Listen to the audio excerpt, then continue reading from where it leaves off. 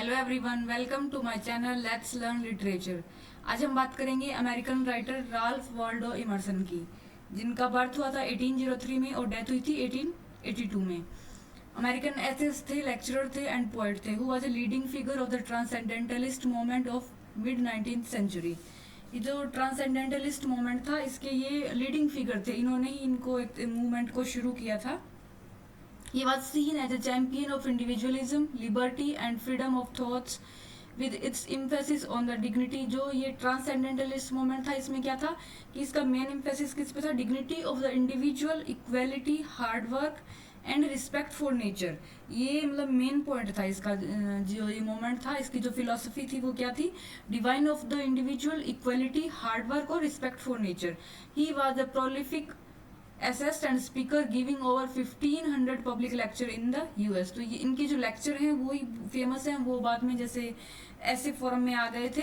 इन्होंने बहुत lecture deliver किए थे अपनी फिलोसफी को एडवर्टाइज करने के लिए। After studying at Harvard and teaching for a brief time, Emerson entered the ministry.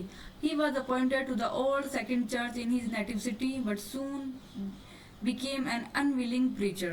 तो ये थोड़े टाइम के लिए चर्च में काम किया, फिर उन्होंने छोड़ दिया। इनकी वाइफ की डेथ हो गई थी ट्यूबरकुलोसिस की वजह से, तो इन्होंने रिजाइन कर दिया था वहाँ से 1831 में। उसके बाद ये यूरोप चले गए इमर्सन, और वहाँ पे मिले थे थॉमस कार्लाइल से और सैमुअल टेलर कॉलरिज से। जो कार्लाइल थे वो स्कॉटिश बॉर्न इंग्लिश राइटर थे, और वो भी फेमस थे एक्सप्लोजिव अटैक ऑन हिपोक्रेसी और मटीरियलिज्म पे। His distrust of democracy and his highly romantic belief in the power of individualism। तो इनको ये इन्फ्लुएंस जो इनका ट्रांसेंडेंटलिज्म था, इसमें भी इंडिविजुअल पे फोकस किया गया है। तो ये इनको इंस्पिरेशन कहाँ से मिली थी, किससे ये इन्फ्लुएंस हुए थे? थॉमस कार्लाइल से। उनका भी यही मानना था कि मेन बिलीफ उनका यही था कि पावर ऑफ इंडिविजुअलिज्म जो है। Emerson's friendship with Carlyle was both lasting and significant. The insights of the British thinker helped Emerson formulate his own philosophy. On his return to New England ये एक तरह से यूएस का ही part है। Emerson became known for challenging traditional thought. In 1835, he married his second wife Lydia Jackson and settled in Concord, Massachusetts, known in the local literary circle as the Sage of Concord। तो इनको वहाँ पे जो local literary circle था उसमें क्या बोला जाता था? सेज ऑफ कॉनकॉर्ड बोला जाता था। Emerson became the chief spokesman for transcendentalism, the American philosophical and literary movement centred in New England during the 19th century. तो ये मूवमेंट एक्चुअली क्या था कि साइंटिफिक रैशनलिज्म था, उसके अगेंस्ट था। थोड़ा सा मैंने ट्रांसेंडेंटलिज्म को डिटेल में यहाँ पे बताया है।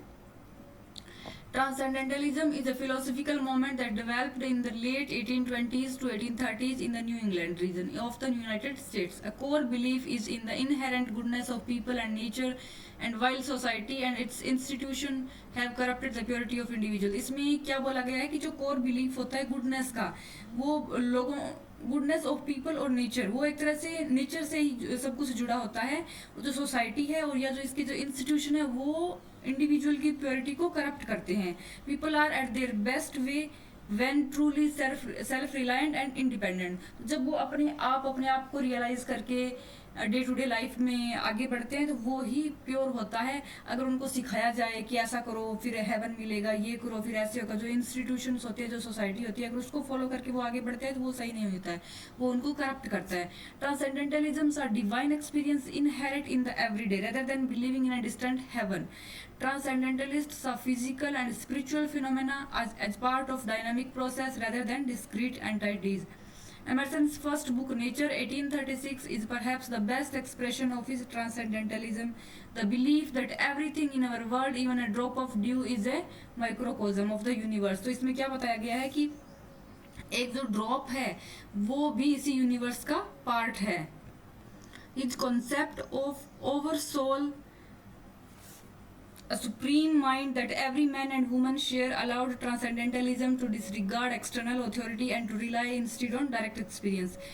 Trust thy self Emerson's motto, ये जो ट्रस्ट दाई सेल्फ था ये इनका मोटो था, जो एक तरह से became the code of Margaret Fuller, Bronson Alcott, Henry David Thoreau and W.E. कैनिन। From 1842 to 1844 Emerson edited the transcendentalism journal the Dial. तो इन्होंने डायल को में एडिटिंग का काम किया था 1842 से 1844 तक। Emerson wrote a poetic prose ordering his essay by recurring themes and images. His poetry, on the other hand, is often called harsh and didactic. Among Emerson's most well-known work are essays. इनकी essays की series थी, वही भी बहुत famous थी, first series और second series. तो first series में इनका ऐसे था सेल्फ रिलायंस, ये बहुत ही इंपॉर्टेंट है, ये बहुत फेमस हुआ था. In which the writer instruct his listener to examine his relationship with nature and God and to trust his own judgment above all others. तो नेचर और गॉड के साथ जो इनका रिलेशनशिप है वही बेस्ट है, और अपने आप को ट्रस्ट करें, अपने जजमेंट को ट्रस्ट करें. फिर इनके कुछ और वर्क्स आए थे, जैसे पोम्स आई थी 1847 में, रिप्रेजेंटेटिव मेन 1850 में, द कंडक्ट ऑफ लाइफ 1860 में, एंड इंग्लिश ट्रेड्स जो 1865 में आया था. और बेस्ट नोन एड्रेस इनके क्या था, जो अमेरिकन स्कॉलर था, जो 1837 में आया था. And the divinity school address which he delivered before the graduate of Harvard divinity school, shocking Boston's conservative clergyman with his description of the divinity of man and the humanity of Jesus. Emerson's belief are of central importance in the history of American culture. तो उन्होंने individual पे focus किया है कि जो day to day life है आपकी, आप उसी में बेस्ट हो, ना कि कुछ और इंस्टीट्यूशन या जो सोसाइटी आपको सिखा रही है वो नहीं. नेचर के साथ अपने आप को जोड़ के रखो, वही बेस्ट है. Ralph Waldo Emerson died of pneumonia on April 27, 1822. तो राल्फ वॉल्डो इमर्सन के ऐसे ही इंपॉर्टेंट है, इनके जो लेक्चर थे या जो ट्रांसेंडेंटलिज्म की इनकी फिलोसफी थी वो इंपॉर्टेंट है.